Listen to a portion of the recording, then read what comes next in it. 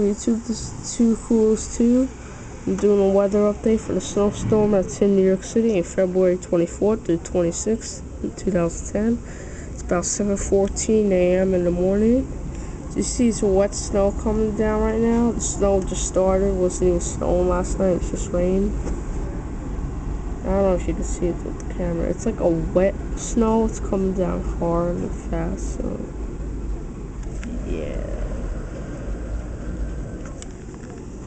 Nothing's really sticking. The sticking's gonna happen later today and tonight. And I didn't even see the forecast at 12, so we're gonna look at that. Actually, it's not a lot of snow. It's not even snow, it's just a wet snow. Stay tuned for updates right here on the Too Coolest 2's channel. Bye.